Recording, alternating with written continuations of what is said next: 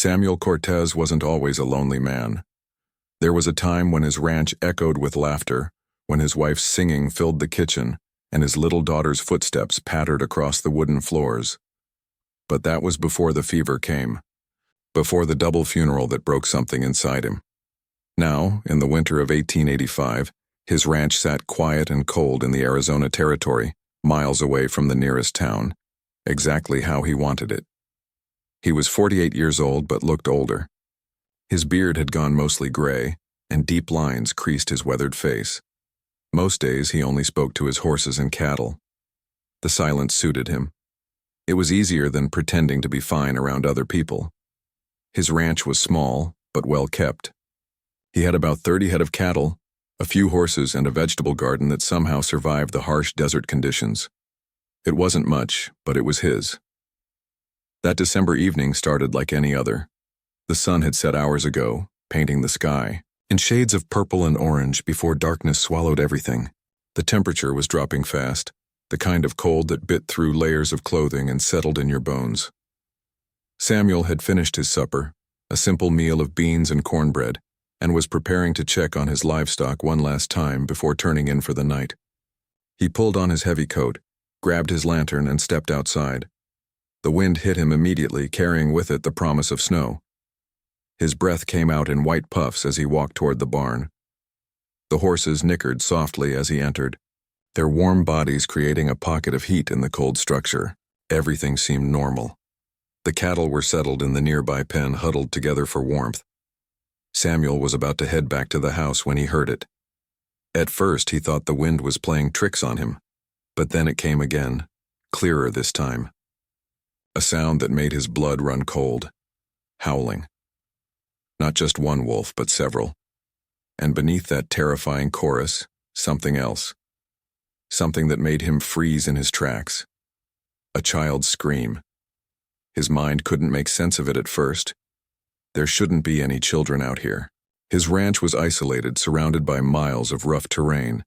The nearest settlement was a half-day's ride away. But there was no mistaking that sound. Someone young, someone small, was in terrible danger. Samuel didn't waste time thinking. He ran back to the house, his old legs moving faster than they had in years. He burst through the door and grabbed his rifle from above the fireplace. His hands shook, not from cold but from the adrenaline pumping through his veins.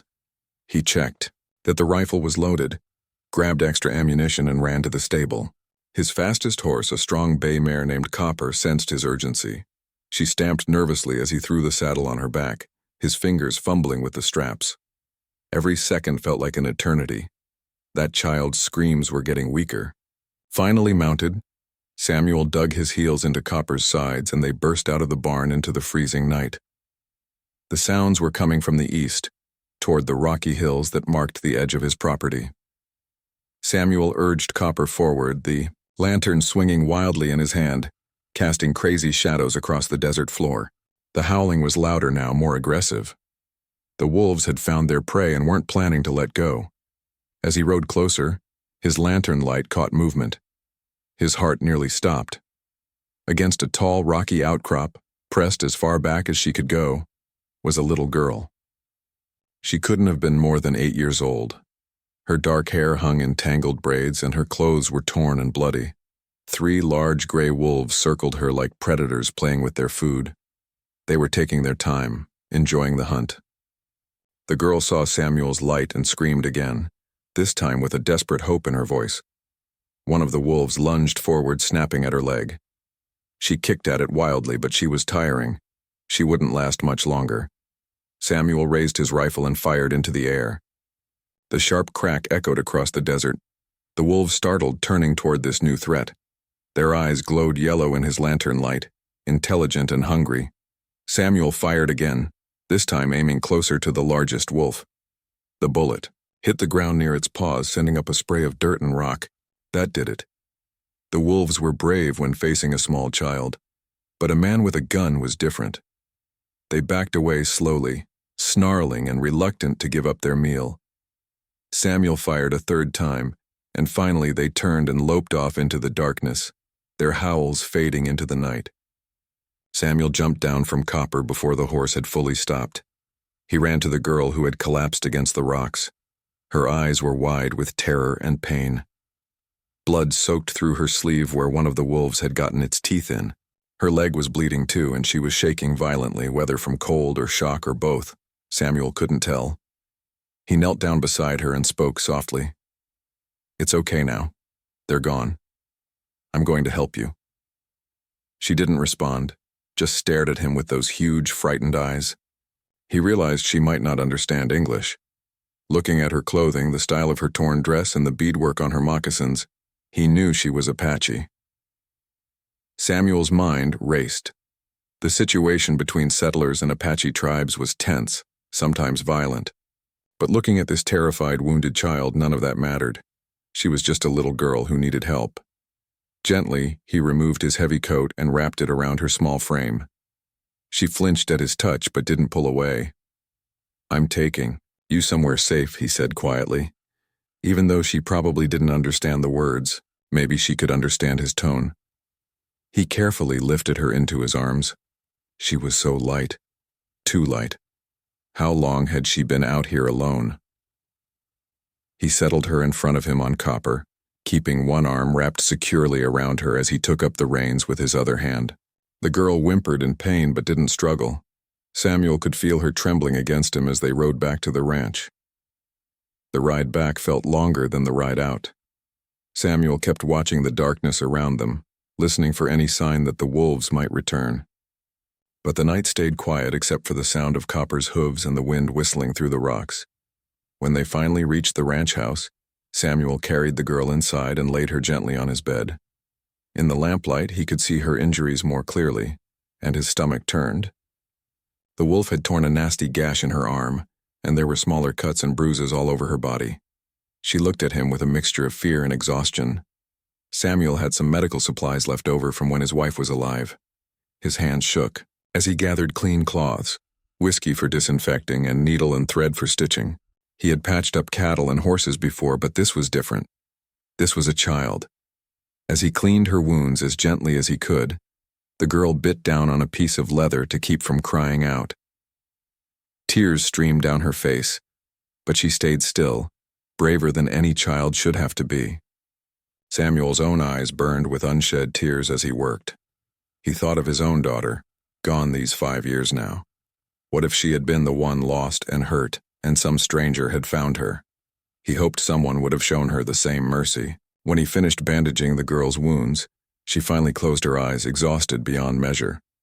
Samuel sat in his chair and watched her sleep, his rifle across his lap, ready to protect her from whatever might come next. He didn't know her. Name didn't know where she came from or how she'd ended up alone in the desert with wolves hunting her. But he knew one thing for certain. He had saved her life tonight, and somehow, in that moment of crisis, she had awakened something in him he thought had died with his family. Purpose. A reason to care about tomorrow. Outside, the wind howled, like distant wolves, but inside the small ranch house, two lonely souls had found each other in the darkness. The girl didn't speak for 3 whole days. She just watched Samuel with those dark, cautious eyes, following his every movement like a wild animal ready to bolt at the slightest threat. Samuel understood. She had every reason not to trust him. He was a stranger, a white man, and she was Apache. Even without the language barrier, the history between their peoples was written in blood and broken promises. Samuel had given her his bed while he slept in the chair by the fireplace. Each morning he would wake to find her awake already, sitting up against the headboard watching him. He would smile gently and go about making breakfast, talking to her in a soft voice even though she didn't understand. "Good morning," he would say, stoking the fire. "It's cold today. I'm making some porridge. Are you hungry?" She never answered, but when he brought her the bowl, she would eat slowly, never taking her eyes off him. Her wounds were healing, but Samuel worried about infection. He changed her bandages twice a day, and each time she would tense up, gripping the bedsheets, but she never cried out. The bravery of this little girl amazed him. She had been through something terrible, and yet she held herself together with a strength that seemed impossible for someone so young. On the 4th day, something changed. Samuel was cleaning her arm wound when she suddenly spoke. One word, barely a whisper. "Kaya!" Samuel looked up, startled. She was pointing at herself. Kaya, she repeated, a bit louder this time. A smile broke across Samuel's weathered face. The first real smile he'd felt in years. Kaya, he repeated carefully, and she nodded. Then he pointed at himself. Samuel, she tried the name, her accent making it sound different, softer. Samuel, close enough, he chuckled. It was a small moment, just an exchange of names, but it felt monumental. It was the first crack in the wall between them. Over the following weeks, they built their own way of talking. Samuel would point at objects around the house. Table, chair, water, bread. Kaya would repeat the words, her quick mind soaking up the new language like a sponge. In return, she taught him Apache words. She would point at the fire and say ko, and Samuel would stumble through the pronunciation until she nodded with approval. One morning, about 2 weeks after he'd found her, Kaya got out of bed on her own for the first time. She walked slowly, still favoring her injured leg, but she was determined. Samuel watched nervously, ready to catch her if she fell. She made it to the window and looked out at the land beyond. For a long moment she just stood there, and Samuel wondered what she was thinking. Was she looking for her family? Planning to run? She turned to him and spoke in halting English. My people, where? Samuel's heart sank. He had been dreading this question. I don't know, Kaya. I found you alone. The wolves. He mimed the attack, and she nodded, understanding. Her face fell, and for the first time since that terrible night she began to cry. Not the terrified tears of a child in pain, but the deep grieving sobs of someone who had lost everything. Samuel didn't think. He just moved to her and wrapped his arms around her, letting her cry into his shirt. I'm so sorry, he whispered, stroking her hair like he used to do with his daughter. I'm so sorry. When her tears finally stopped, she pulled back and wiped her face. She looked up at him and said something in Apache, then tried again in English. Thank you. Save Kaya. You're safe here, Samuel promised, as long as you need. But even as he said it, he knew it was complicated. Taking her to town wasn't an option. The townsfolk were suspicious of Apache, and the tension between settlers and the tribes was getting worse by the day. The U.S. Army was conducting raids, forcing Apache onto reservations, and there were stories of violence on both sides. If he brought Kaya to town, she might be taken away, put in a boarding school where they would strip away her culture or worse. But keeping her here had its own risks. If anyone found out he was harboring an Apache child, they might accuse him of kidnapping or sympathizing with the enemy. And what about her family? Were they out there searching for her? Did they think she was dead? Samuel struggled with these questions every night as he lay awake by the fire. But each morning, when he saw Kaya's face, saw how she was starting to smile a little, starting to heal, he pushed the worries aside. One day at a time, he told himself. As winter gave way to early spring, Kaya grew stronger. Her wounds healed, leaving scars but no lasting damage. She started helping around the ranch, insisting on doing chores even when Samuel told her to rest. She learned to feed the chickens, gather eggs, and tend to the vegetable garden. She showed Samuel plants growing wild on his property that he had never paid attention to before. Medicine, she would say, pointing to a scraggly-looking plant. She would mime rubbing it on skin or drinking it as tea. Samuel was amazed at her knowledge. This child knew things about surviving in this harsh land that he, after years of living here, had never learned. One day she took him out to the rocky area where he had found her. She showed him wolf tracks and explained through a mixture of Apache, English, and gestures how to tell how old the tracks were, which direction they were heading, whether they were hunting or just passing through. Samuel was a cattleman, but Kaya was teaching him to see the land the way her people did, as a living thing that spoke if you knew how to listen. In return, Samuel taught her to read. He started with simple words, writing them on scraps of paper. Cat, dog, house. Her eyes lit up with fascination. Writing was magic to her, a way to capture words and keep them. She practiced constantly, copying letters until her small hand cramped. Within a month, she was reading simple sentences. Within 2, she was making her way through his wife's old Bible, sounding out the difficult words. Samuel hadn't opened that Bible since the funeral, but watching Kaya read it with such concentration, he felt like maybe some good could come from all that loss. They developed routines, little rituals that made the ranch feel less lonely. Every morning, Kaya would help Samuel with the animals. Every afternoon, they would have school, as Samuel called it, where they would read and practice writing. Every evening, they would sit by the fire, and Kaya would tell him stories about her people and her improving English. Stories about Coyote the trickster, about how the world was made, about her grandmother who could predict the weather by watching the birds. For the first time since his wife and daughter died, Samuel felt like he had a family again. The house had warmth in it, not just from the fire but from life, from laughter, from purpose. He realized he was happy, and that feeling scared him almost as much as it comforted him. But he knew it couldn't last forever. One evening in late spring, as they sat outside watching the sunset paint the sky in brilliant colors, Kaya spoke quietly. "My uncle. He is warrior, strong." He looked for Kaya. Samuel's chest tightened. "Do you want to find him?" Kaya was quiet for a long time. "I miss my people," she finally said. "But I miss Samuel too if I go." "I'd miss you too, little one," Samuel said, his voice rough with emotion. "More than you know." She leaned against him, and they watched the sun disappear behind the distant mountains. The question hung between them unanswered. How could they bridge two worlds that seemed determined to destroy each other? How could they keep this small, precious piece they had built when everything outside was pushing them apart? Samuel didn't have answers. But he knew one thing. Whatever happened, he would protect this brave little girl who had brought light back into his dark world. He had saved her from the wolves, but in many ways she had saved him too. From loneliness, from despair, from the slow death of a life without meaning. As the stars began to appear in the darkening sky, Samuel made a silent promise. No matter what came next, no matter who showed up at his door or what choices they had to make, he would make sure Kaya was safe, that she was loved, that she knew at least one person in this divided world had chosen to see her not as Apache or enemy, but simply as a child who deserved a chance to live. Spring transformed the Arizona desert into something almost magical. Wildflowers bloomed in impossible colors, spreading across the dry land like paint spilled from heaven.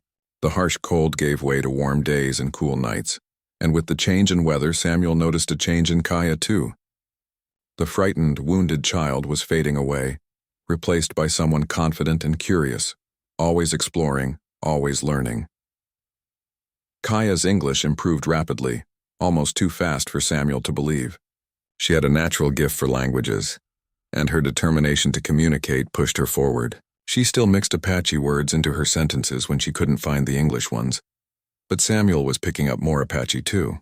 Their conversations became easier, deeper, more real. One morning, Kaya woke Samuel before dawn. "Come," she insisted, tugging at his arm. "I show you something." Still groggy, Samuel followed her outside into the pre-dawn darkness.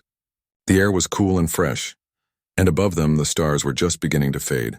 Kaya led him away from the ranch out into the open desert. She stopped and pointed at the ground. In Samuel's eyes, it was just dirt and rocks. But Kaya knelt down and traced her fingers along marks that Samuel could barely see. "Rabbit," she said.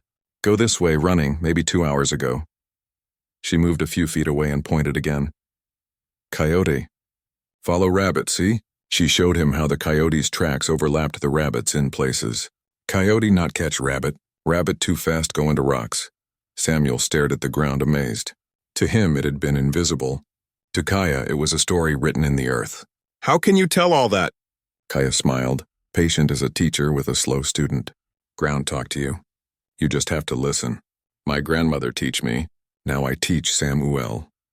Over the following weeks, Kaya taught Samuel things he never imagined knowing. She showed him which plants could be eaten, which ones could heal wounds or calm a fever, which ones to avoid because they would make you sick. She took him to a spot on his own property where water seeped from between rocks, a tiny spring he had never known existed. "Always water here," she explained, "even in summer when everything dry. You remember this place." She taught him to listen to the birds. "Birds tell you everything," she said. When they stop singing, something wrong. Something coming. Predator or storm or people. She showed him how to move quietly through the brush, how to read the weather by watching the clouds and feeling the wind, how to find direction by the stars and the sun. But the exchange of knowledge went both ways. Samuel continued teaching Kaya to read and write, and her progress astonished him. She burned through every book he owned, his late wife's Bible, an old farming manual, some dime novels he had picked up years ago in town. She read everything with the same intense focus, moving her finger along the lines, sounding out difficult words, asking what things meant. Why this word spell like this but sound like that? She would ask, frustrated by English spelling. Samuel would laugh and admit he didn't know, that English was a strange language that broke its own rules. She loved writing even more than reading. She would sit at his small kitchen table for hours, practicing her letters, writing words over and over until they were perfect. Then she started writing sentences, then whole paragraphs. She wrote about things she remembered from before, about her family, about the stories her grandmother told. Samuel saved every scrap of paper she filled, storing them carefully in a wooden box. Kaya also learned to work with cattle, though the big animals frightened her at first. Samuel showed her how to approach them calmly, how to read their body language, how to handle a rope. She was small, but she was quick and smart, and the animals seemed to sense she wouldn't hurt them. Before long, she could help him with the daily ranch work, making everything go faster and easier. The neighboring ranchers started to notice. Samuel's ranch was isolated, but not completely cut off from the world. Once a month, he would ride to town for supplies, and occasionally other ranchers would pass by his property. Word began to spread that the lonely old widower had an Apache girl living with him. The first confrontation came on a warm afternoon in May. Samuel and Kaya were mending a fence when 3 riders approached. Samuel recognized them, neighbors from a ranch about 10 miles south. The lead rider, a man named Bill Crawford, had a reputation for being hard and suspicious of anyone not white. "Samuel," Crawford called out, not bothering with friendly greetings. "That true what folks are saying? You got an Apache living here?" Samuel stood up slowly, putting himself between Crawford and Kaya. "This is Kaya. I found her injured and alone. I'm taking care of her." "Taking care of an Apache?" Crawford spat on the ground. "You gone soft in the head? Her people are raiding ranches, killing settlers. And you're what, playing house with one of them?" Samuel felt Kaya move closer behind him, felt her small hand grip the back of his shirt. He kept his voice calm but firm. "She's a child, Bill, just a child. She's not raiding anyone. Child now, maybe. But what about when she grows up? What about when she runs back to her people and tells them all about your ranch? About where you keep your cattle? About when you're alone?"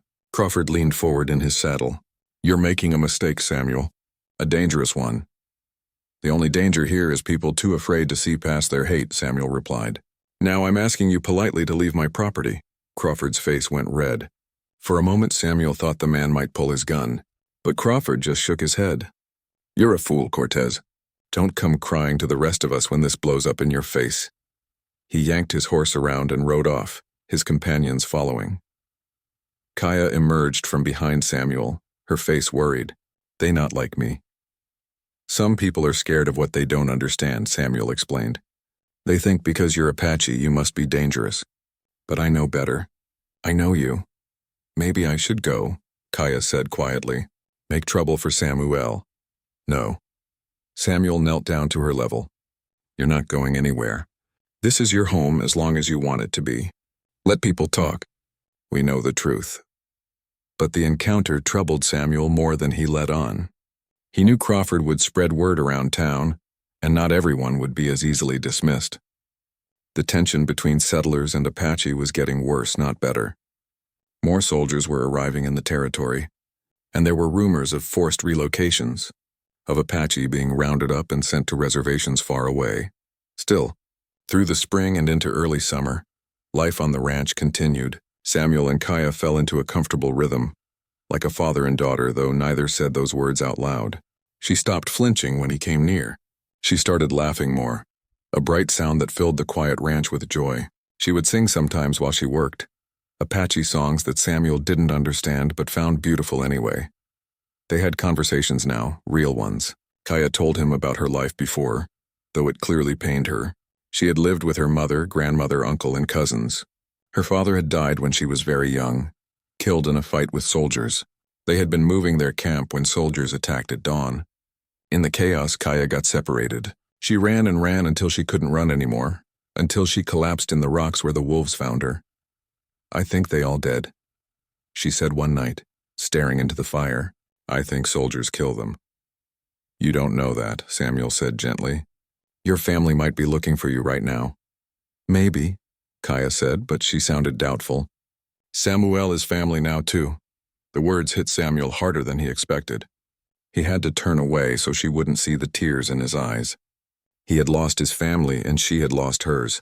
But somehow they had found each other in the middle of nowhere, two lonely souls who needed someone to care about. As summer approached, Samuel realized he had stopped thinking of himself as alone. The ranch wasn't quiet anymore. It was full of life, of purpose, of small moments that mattered. Teaching Kaya a new word, her teaching him to identify a plant. Sitting together in the evening watching the sunset, not needing to talk because the companionship was enough. But in the back of his mind, Samuel knew this couldn't last forever. The world outside was changing, becoming more dangerous. The Apache wars were intensifying. More ranches were being raided. More soldiers were coming. And somewhere out there, Kaya's people might still be alive, might still be looking for her. Samuel didn't want to think about what would happen if they found her.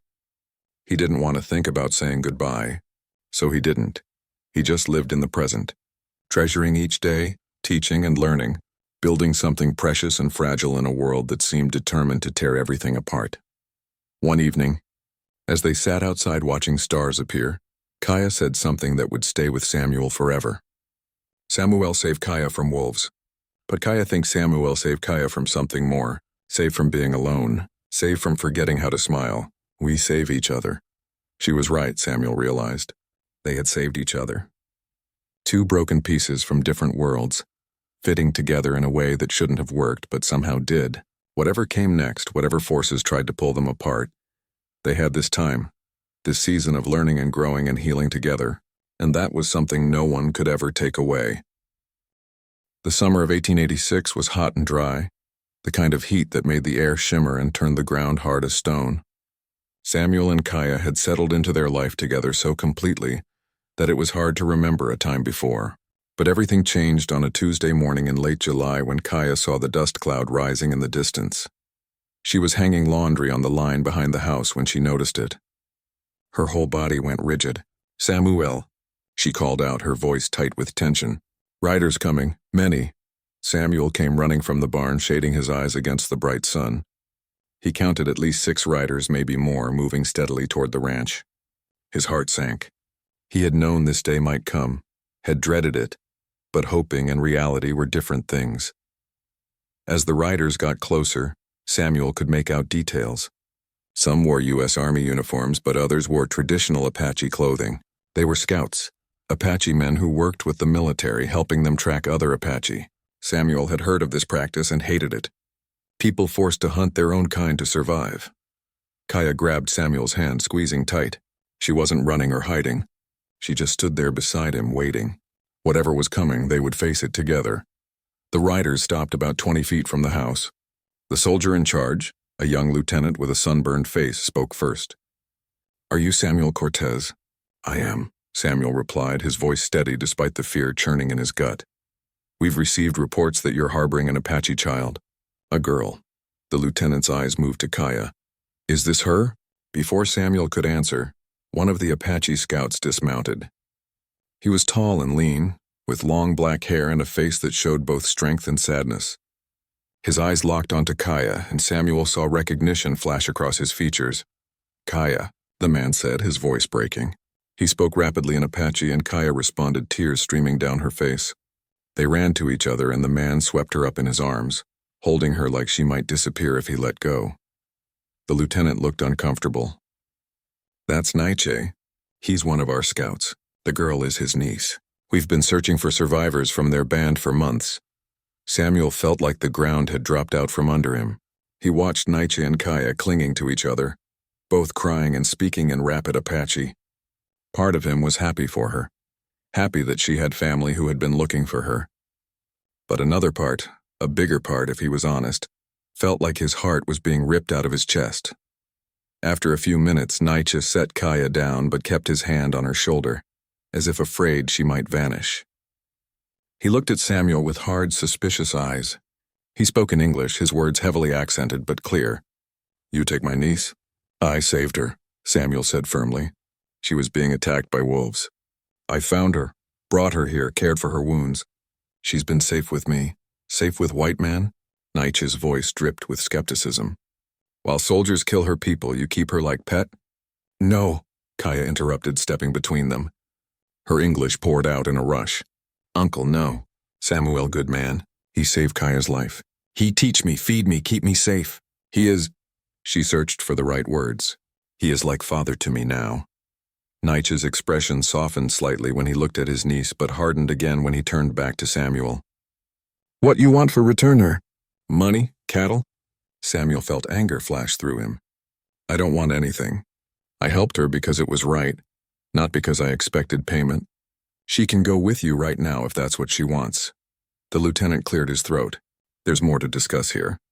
The girl has been living with a white settler for months. The army needs to know what happened, what she might have told you about Apache movements, camps, anything. She's a child, Samuel said sharply, not a spy. And she didn't tell me anything that would help you hurt her people. That's not your call to make, the lieutenant replied, but he sounded uncertain. Kaya was crying harder now, looking between Samuel and her uncle. I not want to choose. Love Uncle Nietzsche. Love Samuel too. Her voice broke. Why I have to lose family again? Nietzsche knelt down to Kaya's level. He spoke to her in Apache for several minutes, his voice gentle despite the hard set of his jaw. Kaya responded, pointing at Samuel, gesturing around the ranch, speaking quickly and passionately. Samuel couldn't understand the words, but he could hear the emotion in her voice. Finally, Nietzsche stood and approached Samuel. Up close, Samuel could see the exhaustion in the man's face, the weight of everything he had been through. My niece tell me many things. Tell me you save her from wolves. Tell me you heal her wounds. Tell me you teach her to read and write, that you give her food and home when she have nothing. He paused, and Samuel could see him struggling with what came next. She tell me you cry when you think she is sleeping. That you are sad like her because you lose family too. Samuel's eyes burned. He didn't trust himself to speak. This is not world I want, Nietzsche continued. World where Apache and white man are enemies, where my people are hunted like animals, but is world we have. He placed a hand on Samuel's shoulder. You do good thing. You saved my brother's daughter when you could have left her to die. For this I thank you. You have honor. She saved me too, Samuel said quietly. I was barely living before she came. She brought light back into my life. The lieutenant interrupted again. This is all very touching, but we need to settle this. The girl is Apache. By law, she should be with her people on the reservation. She should be wherever she wants to be, Samuel countered. Everyone turned to look at Kaya. She stood there, this small 10-year-old girl with the weight of two worlds on her shoulders. Tears streaked her dirty face. Her hands twisted together nervously, but when she spoke, her voice was clear. I want to be with my people, with Uncle Nietzsche, with my family. She looked at Samuel, and her next words came out in a sob. But Samuel is family too. How I choose? Samuel knelt down in front of her, taking her small hands in his calloused ones. You don't choose between families, little one. You keep us both in your heart. I'll always be here. This will always be your home if you need it. But your uncle has been looking for you. Your people need you. You should go with them. You not want Kaya anymore? She asked, her voice small and broken. Oh, sweetheart, Samuel pulled her into a hug. I will always want you. I will love you until my last breath. But love means wanting what's best for you even when it hurts. Your people, your culture, your history, that's important. I can't give you that. Your uncle can. Nietzsche spoke to his niece in Apache again, and she responded. The conversation went back and forth for several minutes. Finally, Nietzsche nodded and turned to the lieutenant. We take her. She come with us to reservation. But, he looked at Samuel, she want to make promise first. Kaya wiped her tears and stood as tall as she could. She spoke in careful English, wanting to make sure Samuel understood every word. I promise I not forget Samuel. I promise I keep learning to read and write like you teach me. I promise that one day when I am grown I come back and see you again. You wait for Kaya? Samuel's vision blurred with tears. I'll wait forever if I have to. They spent the next hour preparing for Kaya to leave. Samuel packed a small bag with clothes he had made for her, some food for the journey, and most importantly, all the papers where she had practiced her writing. He also gave her his wife's Bible, the one Kaya had learned to read from. This helped teach you, he said. Maybe it'll help you teach others someday. Kaya held the Bible like it was made of gold. She had one more request. Samuel's coat. The one you give Kaya when you save from wolves. I can keep? Samuel's throat was too tight to speak. He just nodded and got the coat from where it hung by the door. It was too big for her, swallowing her small frame. but she wrapped it around herself like armor. When it was time to go, the goodbye was excruciating. Kaya clung to Samuel, and he held her tight, memorizing the feel of her in his arms, knowing he might never see her again. "Be brave," he whispered. "Be strong. Remember everything you learned. And know that somewhere out there an old man loves you like you were his own daughter." "I love you too, Father," Kaya said, using the English word for the first time. Then she pulled back and looked at him with red, swollen eyes. "This is not goodbye forever. Kaya, promise. I come back." Naiche helped her onto his horse, and she sat in front of him, still clutching Samuel's coat around her shoulders. As the group prepared to leave, Naiche rode close to Samuel one more time. "You give my niece something precious. You give her hope that not all white men are enemies, that kindness can cross lines we draw in sand. I not forget this. My people not forget this." Samuel could only nod, not trusting his voice. As they rode away, Kaya turned back repeatedly, waving until they were too far away to see clearly. Samuel stood in his yard, watching until the dust cloud disappeared completely, until there was nothing left but empty desert and silence. He walked slowly back to the house. It felt hollow now, too quiet, too empty. Her small moccasin still sat by the door. Her practice papers still covered the kitchen table. The bed still had the indent where she had slept. But she was gone. Samuel sat in his chair by the cold fireplace and let himself fall apart. He cried like he hadn't cried since he buried his wife and daughter. He cried for the lonely months ahead, for the joy that had come and gone too quickly. The ranch felt different after Kaya left. Samuel went through the motions of daily life, tending to his cattle, mending fences, planting his garden, but everything felt gray and muted, like the color had drained out of the world. He kept Kaya's small moccasins on the mantel above the fireplace, right next to the photograph of his wife and daughter. 3 people he had loved and lost. The moccasins gathered dust, but Samuel couldn't bring himself to put them away. The first year was the hardest. Every morning he would wake up expecting to hear her voice calling him for breakfast. Every afternoon he would turn to ask her something, only to remember she wasn't there. The silence pressed down on him like a physical weight. He had been lonely before Kaya came, but that was nothing compared to this. Now he knew what he was missing. He tried to keep track of news about the Apache, but information was scarce and often contradictory. He heard that Geronimo, the famous Apache leader, had finally surrendered in September of 1886, just 2 months after Kaya left. The remaining free Apache were being rounded up and sent to reservations, some as far away as Florida and Alabama. Samuel's stomach churned every time he heard these reports. Was Kaya among them? Was she safe? Was she even alive? He made the long journey to the nearest military post to ask about her, but the soldiers couldn't or wouldn't tell him anything. "They're just Indians," one sergeant said dismissively. "We don't keep track of individual children." Samuel had to walk away before he did something he would regret. The neighboring ranchers kept their distance after word spread about the Apache girl he had kept. Some thought he was foolish.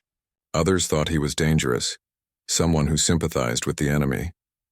Crawford, the rancher who had confronted him that day, spread rumors that Samuel might be passing information to Apache raiders. It was nonsense, but in those tense times, people were quick to believe the worst. Samuel didn't care what they thought. He had bigger worries. His body was aging faster than his mind wanted to admit. The arthritis in his hands got worse with each passing winter. His back ached after a day's work. He moved slower, tired easier. He was 50 years old when Kaya left, and the years were starting to show. But he kept working, kept the ranch going, kept himself busy so he wouldn't think too much. And every night before he went to sleep, he would look at those small moccasins and whisper a prayer that wherever Kaya was, she was safe and happy. What Samuel didn't know was that Kaya had survived, and she was thinking of him too. The journey to the reservation had been long and painful. Kaya and her uncle were sent with many other Apache to a place called Fort Marion in Florida, far from the desert they called home. The humid air, the strange vegetation, the diseases they had no immunity to, it all felt like a punishment. Many of her people died in that first terrible year. The young, the old, the sick, they couldn't adapt to this foreign place, but Kaya survived. She was young and strong, and she had something many others didn't. She could read and write in English. The missionaries and government officials who ran the reservation schools noticed this quickly. Most Apache children resisted learning English. seeing it as a betrayal of their culture. But Kaya already knew the language. Taught by a kind man who had asked nothing in return, she became a translator, helping her people understand the confusing papers the government officials kept pushing at them. She read the newspapers that came to the fort, learning about the outside world. She kept the Bible Samuel had given her, hidden carefully, and read it by candlelight when no one was watching. Not because she had become Christian, but because it was her connection to him. Proof that he had been real and not a dream. At night, wrapped in Samuel's old coat that she refused to give up despite growing too big for it, Kaya would think about the ranch. She remembered the sunrise over the desert, the way Samuel's face would crinkle when he smiled, the patient way he taught her letters, the safety she felt knowing someone cared if she lived or died. She missed him with an ache that never quite went away. Uncle Nietzsche, seeing how the education helped his niece survive and even thrive in this strange new world, encouraged her to learn more. Use their weapons against them, he told her. Their words, their laws, their writing. You can fight with these, Kaya learned. She studied harder than anyone at the reservation school. She memorized laws and treaties. She practiced her writing until she could compose letters that sounded official and important. She watched how the government officials talked and acted, learning their ways so she could navigate their world. Years passed. The Apache were eventually moved from Florida to Alabama, then finally to a reservation in Oklahoma. Each move was difficult, each new place felt wrong, but Kaya adapted. She was 15 when they reached Oklahoma, no longer a child but not quite a woman. She had grown tall and strong, and her eyes, once filled with fear, now showed determination and fire. She started speaking up in meetings with government officials, translating not just words but meaning, pointing out when promises were broken, when supplies that were supposed to come never arrived, when land that was supposed to be theirs was taken away. The officials didn't like her. They called her difficult, uppity, too smart for her own good. But they couldn't ignore her because she knew their language better than they knew hers, and she caught them in their lies. By the time she was 20, Kaya had become a leader among her people, especially among the women and young people who saw her as a bridge between the old ways and the new reality. She taught other children to read and write, believing that education was a weapon they needed to survive. But she always did it alongside traditional teachings, making sure they knew the Apache language, the stories, the ways of their ancestors. She never forgot Samuel. On her 21st birthday, she tried to find him. She wrote a letter and sent it to the post office in the town nearest to where his ranch had been. Weeks turned into months with no response. She wrote again. Still nothing. She didn't know if the letters weren't reaching him, or if something had happened to him. The not knowing was torture. Meanwhile, Samuel's life had become a struggle.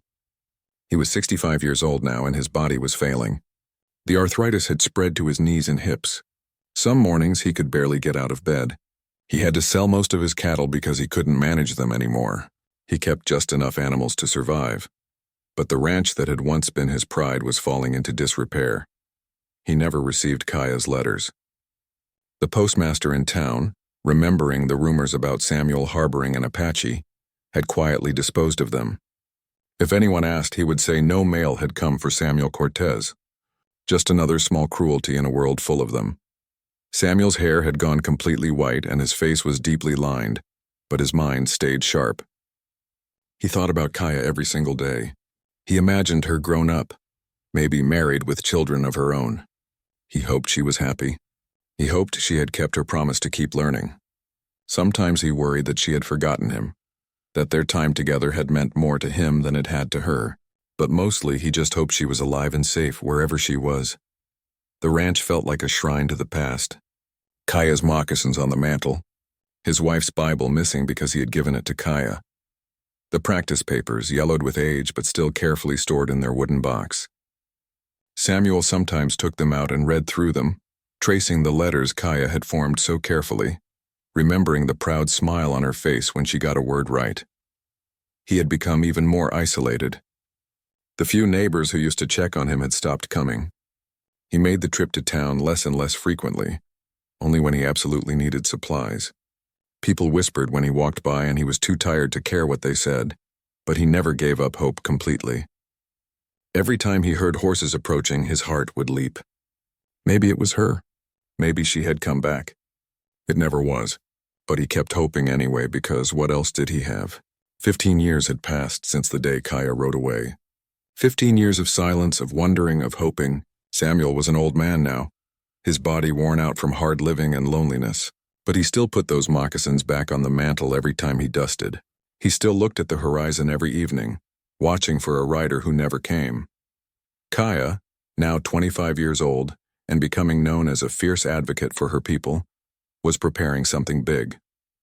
She had spent years studying land laws, treaty rights, and government policies. She had made connections with sympathetic officials and reformers who believed the Apache had been treated unjustly. She was putting together a proposal, a plan to secure better land for her people. Land that would actually support farming and ranching. Land with water and timber and game. And as she studied maps of the Oklahoma and Arizona territories, her finger kept drifting back to one area. The area where a lonely ranch sat on good land with a small spring, where an old man had once saved a little girl from wolves, and in doing so, had saved himself from despair. She hadn't forgotten. She had never forgotten, and she was coming home, not as a frightened child but as a leader of her people. The promise she had made 15 years ago was about to be fulfilled, though neither she nor Samuel knew it yet. The wheels were in motion. The years of silence were almost over, and when Kaya finally rode back to that ranch, she would bring with her not just gratitude. By 1901, Kaya had become someone her younger self would barely recognize. At 24 years old, she stood tall and confident, her dark eyes sharp with intelligence and determination. She dressed in a careful blend of both worlds, wearing traditional Apache clothing for ceremonies and meetings with her people, but switching to the long skirts and high-collared blouses of American women when she needed to navigate government offices and reform meetings. She had learned to move between worlds in a way few others could. The reservation in Oklahoma was a hard place to live. The land they had been given was poor, rocky, and dry. Nothing like the mountains and deserts of their homeland in Arizona. The government had promised supplies, tools, and support, but those promises were broken more often than kept. Disease spread through the crowded conditions.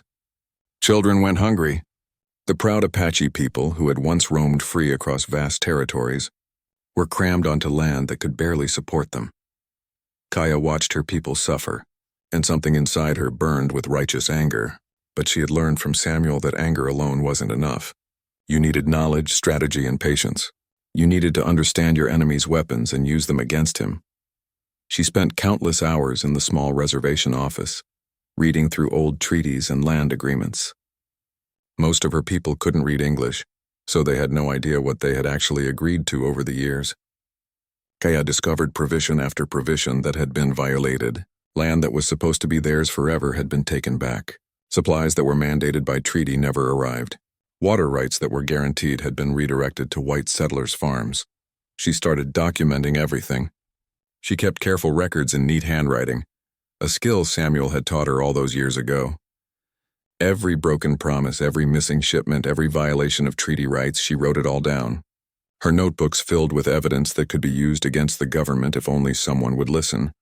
But who would listen to an Apache woman? The government officials who came to the reservation treated her people like children at best, and animals at worst. They spoke slowly and loudly, assuming the Apache were stupid rather than simply speaking a different language. When Kaya translated, they often ignored her or dismissed her observations as emotional complaints rather than legitimate concerns. So Kaya changed her strategy. She started writing letters, not to the local officials who had already proven useless, but to newspapers in the eastern cities, to reform organizations that were starting to question how the government treated native peoples, to sympathetic senators and congressmen who might actually care. Her letters were powerful. She wrote in perfect English with a clarity and force that came from knowing both worlds. She described the conditions on the reservation in vivid detail. The children with distended bellies from malnutrition, while government warehouses full of food meant for them sat locked and gathering dust. The elders dying from diseases that could be treated if the promised medical supplies had arrived. The young men with nothing to do, no way to provide for their families, their warrior spirits broken by forced idleness. But she didn't just write about suffering. Kaya was too smart for that. She also wrote about potential, about what the Apache could become if given a fair chance. She described the skills her people had, the knowledge they carried, the contributions they could make if only they weren't held back by broken promises in bad land. Some of her letters got published in newspapers. People in Boston and New York and Philadelphia read about the Apache woman who wrote with such eloquence about injustice. Reform groups started inviting her to speak at their meetings. It was dangerous. Leaving the reservation required permission and could result in punishment, but Kaya took the risk. She traveled by train to eastern cities, places she had only read about in books. The first time she spoke in front of a large audience in a Philadelphia church hall, she was terrified. There were at least 200 people there, all of them white, all of them staring at her. She wore her best dress, her long hair braided carefully, trying to look respectable by their standards. But when she opened her mouth to speak, she thought of Samuel. She thought of how he had believed in her ability to learn, to grow, to matter. She imagined him sitting in the audience, encouraging her with that kind smile of his. Her voice started shaky but grew stronger as she spoke. She told them about her people's history, about the forced marches and the broken treaties. She described the conditions on the reservation with such vivid detail that some women in the audience wept. But she also told them about hope, about education, about the young Apache children who were learning to read and write, who could become bridges between cultures if given the chance. The audience gave her a standing ovation. Afterward, people lined up to shake her hand, to tell her how moved they were, to ask how they could help. A reporter from a major newspaper interviewed her, and her story appeared in print the next day. The headline read, "Apache Woman Challenges America's Conscience." Kaya returned to the reservation to find she had become famous, or perhaps infamous, depending on who you asked. The local government officials were furious with her. They called her a troublemaker, accused her of exaggerating and lying. They threatened to revoke her travel permissions. But they couldn't silence her anymore. She had allies now, powerful ones in faraway cities. The tribal elders, including her uncle Nietzsche, who was now growing old himself, were split on Kaya's methods. Some thought she was taking too many risks, that she would bring retribution down on all of them. Others believed she was their best hope for change. Her uncle supported her, though he worried constantly about her safety. "You walk dangerous path," he told her one evening. "Government does not like Indians who refuse to be quiet." "Then it's good I'm not quiet," Kaya replied. "Grandmother used to say that the eagle who never leaves the nest never learns to fly. I'm flying now, Uncle. I can't stop," and she didn't stop. Over the next few years, Kaya became a leading voice in the growing movement to reform Indian policy. She testified before congressional committees in Washington, D.C., standing in marble halls and speaking truth to power. She wrote articles for magazines, published a small book about Apache culture and history, and became a sought-after speaker at universities. But she never forgot where she came from. Every penny she earned from speaking fees went back to the reservation, buying supplies the government failed to provide. She started a school where Apache children could learn both English and their native language, both American history and their own. She taught them that they didn't have to choose between being Apache and being successful in the white world. They could be both, just like she was. During all of this work, Kaya kept researching land laws and treaty rights. She was building toward something bigger, a grand plan that she kept mostly to herself. She studied maps of territories and reservations. She read through old Spanish land grants and territorial laws. She was looking for something specific, a loophole, a possibility, a way to get her people better land. And then she found it. The territory where Samuel's ranch sat, that whole region, had provisions in its original territorial laws that could allow for the establishment of a new reservation if certain conditions were met. It would take political maneuvering, sympathetic officials, and perfect timing. But it was possible. Kaya's heart raced as she traced her finger over the map. Samuel's ranch was in that territory. After all these years, after all the silence, she might finally have a reason and the power to go back. She could help her people and keep her promise to him at the same time. She threw herself into the political work with renewed energy. She needed to build support for relocating some of the Apache from Oklahoma back to Arizona territory, to land that was actually suitable for their way of life. It took months of careful negotiation, countless letters, and several more trips to Washington, D.C. She faced resistance at every turn. Many government officials wanted the Apache to stay in Oklahoma, out of sight and out of mind. But Kaya was relentless. She argued that the Oklahoma reservation was failing, and continuing to keep the Apache there was both cruel and wasteful. She presented her carefully documented evidence of treaty violations. She leveraged her connections with reform groups and sympathetic politicians. She spoke at every opportunity, her voice growing more powerful and confident with each speech. By early 1902, she had achieved something remarkable. She had secured preliminary approval for a new reservation to be established in Arizona Territory. The final details still needed to be worked out. The exact boundaries needed to be surveyed, but she had won the crucial battle. Her people would be allowed to return home. As Kaya prepared for the journey back to Arizona to survey potential lands, she pulled out the old coat Samuel had given her 15 years ago. It was worn now, patched many times, too small for her adult frame, but she had kept it all these years. She held it to her face, and somehow she could still smell the dust and sage of that ranch, could still feel the safety of Samuel's arms around her that terrible night when he saved her from the wolves. "I'm coming back," she whispered to the coat, to the memory of the man who had changed her life. "I promised I would, and I keep my promises." Spring came to the Arizona Territory in 1902 with a gentleness that Samuel barely noticed anymore. At 65 years old, he had learned to just endure each day rather than truly live it. His body was failing in ways that scared him. His hands shook constantly now, making simple tasks like pouring coffee or writing his name difficult. His left knee had gotten so bad that he walked with a pronounced limp, using a cane he had carved from a sturdy piece of oak. That particular morning in May started like any other. Samuel had slept poorly, his joints aching from a cold snap the night before. He managed to get the fire going in the stove and put coffee on to boil. Looking around his small kitchen, he saw the accumulated neglect of an old man living alone. Dishes piled in the basin, dust covering everything. The whole place had a feel of abandonment, like the house itself was giving up. He took his coffee outside to the porch, his morning ritual. The sun was already climbing the sky, warming the cool air. His few remaining cattle were grazing in the distance. He had maybe 6 or 7 head left, all he could manage by himself. The ranch that had once been his pride was falling apart. Fences sagged, the barn roof leaked. The vegetable garden had more weeds than vegetables. Samuel sipped his coffee and stared at the horizon, like he did every morning.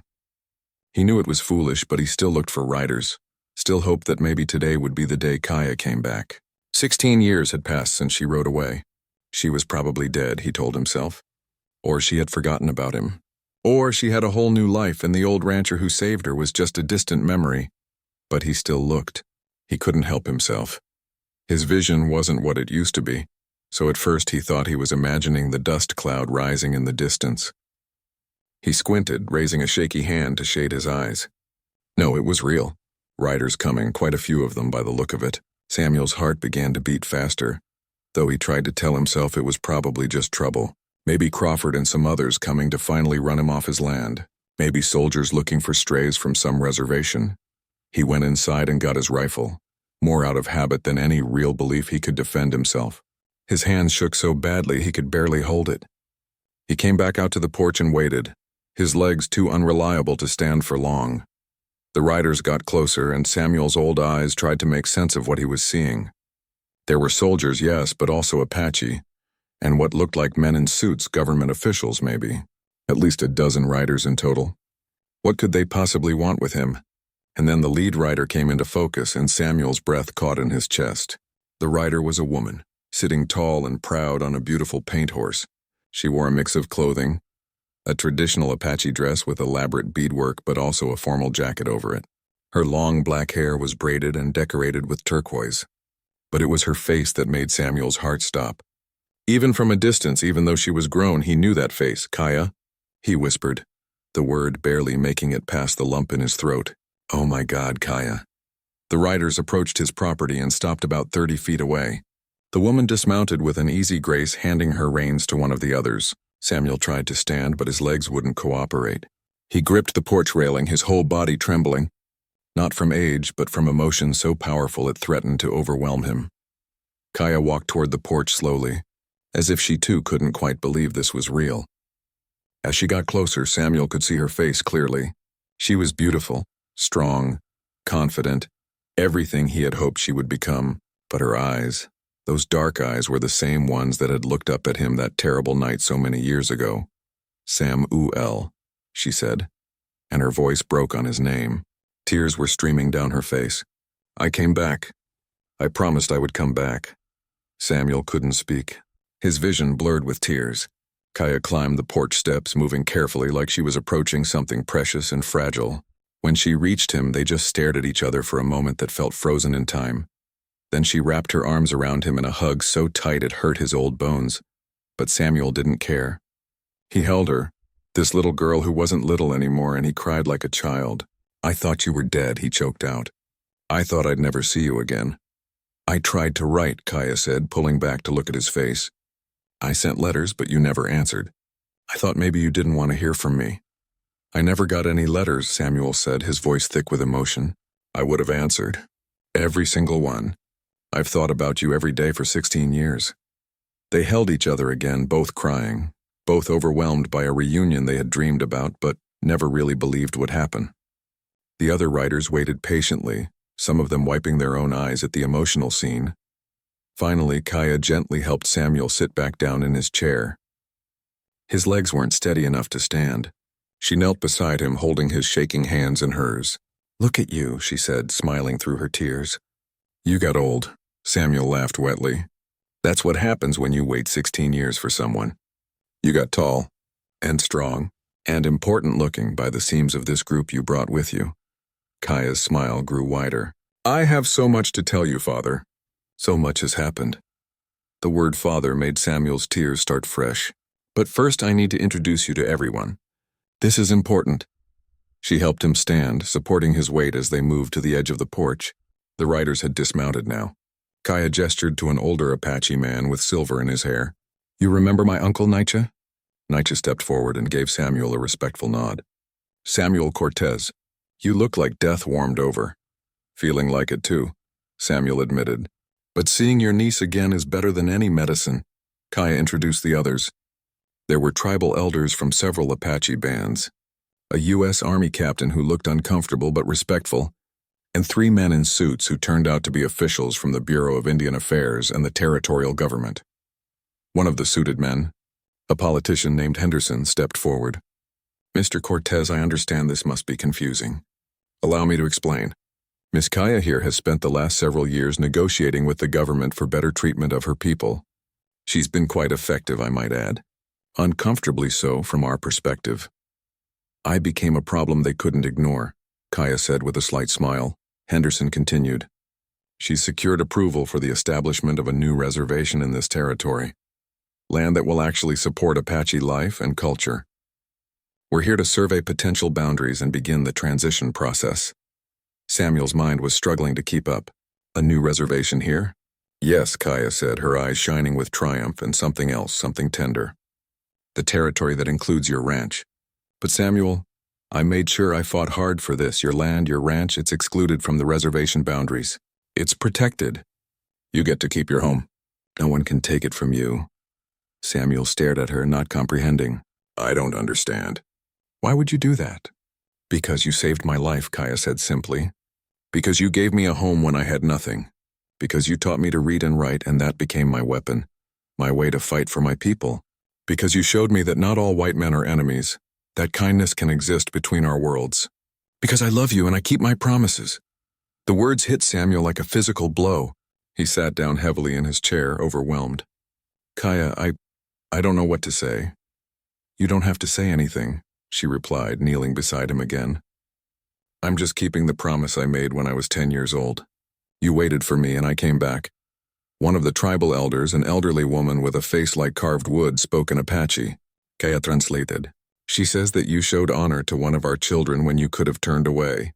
Our people don't forget kindness like that. She says you are welcome among the Apache, that you have earned the right to live in peace on this land. Samuel was crying again, unable to stop. Everything he thought he understood about his life, his place in the world, was shifting. He had lived as an outcast, shunned by his neighbors for helping an Apache child. He had expected to die alone and forgotten. And now this woman who had become a leader, who had the power to change the fate of her people, had come back for him. Over the next several hours, the group stayed at the ranch. Kaya's people helped with chores that Samuel could no longer manage. They mended fences, fixed the leaking barn roof, and cleared the overgrown garden. The soldiers and government officials surveyed the land around the ranch, marking boundaries for the new reservation. Kaya stayed close to Samuel, and they talked for hours. She told him everything, about the years of suffering on bad reservations, about learning to use his gift of literacy as a weapon, about becoming a voice for her people, about never forgetting the lessons he taught her. Samuel listened in amazement. This was his little Kaya, the frightened child who had hidden behind him. She had become more than he ever imagined possible. "I'm so proud of you," he kept saying. "So incredibly proud. You made it possible," Kaya insisted. "Everything I accomplished started with you believing I was worth saving." As the sun began to set, painting the sky in brilliant oranges and purples, Kaya helped Samuel to his chair on the porch. The next few weeks were among the happiest of Samuel's life. Kaya stayed true to her word, remaining at the ranch while her people began establishing their new home on the surrounding land. She brought in a doctor who treated Samuel's arthritis and other ailments, getting him medicines that actually helped. The pain that had been his constant companion for years eased to manageable levels. But more than the medicine, Kaya's presence healed him. The ranch came alive again with her energy.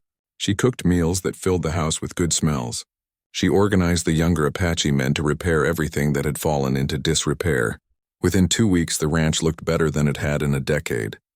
The fences were straight, the barn roof was fixed, the garden was cleared and replanted. Every evening, Kaya and Samuel would sit on the porch and talk. She told him stories about her years away, about the struggles and victories, about the people she had met and the battles she had fought. Samuel listened with pride bursting in his chest. His little Kaya had done so much, had become so important to so many people. He told her about his years of loneliness, about never giving up hope that she would return, about how her memory had kept him going through the hardest times. They laughed together and cried together, healing old wounds that had never quite closed. The Apache people who were settling nearby came to know Samuel through Kaya. At first, they were cautious, suspicious of the white rancher, but Kaya told them the story of how he had saved her, how he had treated her with kindness when he could have turned her away or worse. Slowly, the Apache began to accept him. They would stop by the ranch, bringing him food, helping with chores, sharing stories by his fire. Samuel found himself welcomed into a community he had never expected to be part of. The elders treated him with respect. The younger people called him grandfather as a term of honor. Children who reminded him of young Kaya would sit at his feet while he told stories. He was no longer alone, no longer an outcast. Kaya had given him back more than his ranch. She had given him a family. One afternoon, about a month after Kaya's return, Samuel was teaching a group of Apache children to read, using the same patient methods he had once used with Kaya. She watched from the doorway, tears in her eyes. This was the circle completing itself. The knowledge he had given her was now being passed to a new generation, and he was the one doing it. After the children left, Kaya sat with him. "You're doing it again," she said. "Changing lives. Do you know how important this is? These children learning to read and write in English while keeping their own language and culture. They'll be able to protect our people in ways we couldn't before." "I'm just teaching them letters," Samuel said modestly. "No," Kaya insisted. "You're giving them weapons for a different kind of war. The same weapons you gave me. You're a teacher, Samuel. Maybe that was always your purpose." As summer deepened, Samuel's health began to decline again despite the medicine. The years of hard living and loneliness had taken their toll that no doctor could fully reverse. He knew he didn't have much time left, but he wasn't afraid. He had seen Kaya again. He had watched her succeed beyond his wildest dreams. He had been accepted by her people and given a chance to help one more time. He had lived to see his small act of kindness ripple out into the world in ways he could never have imagined. By late October, Samuel was spending most of his time in bed. Kaya rarely left his side. She read to him from his wife's old Bible that she had kept all these years. She told him stories about the reservation taking shape, about the children learning and growing, about a future that looked brighter than it had in generations. One evening, as autumn painted the world in gold and red, Samuel called Kaya to his bedside. His breathing was labored, and they both knew the end was near. I need to tell you something, he said, his voice weak but clear. These last months with you, watching you lead your people, being part of this community, it's been the greatest gift of my life. I saved you from wolves, yes, but you saved me from something worse. You saved me from dying without meaning, without love, without knowing that I had mattered to someone. You mattered to everyone here, Kaya said, holding his frail hand. You matter to me more than I can say. You're my father, Samuel, the father I chose and who chose me. Samuel smiled, peaceful. Promise me something.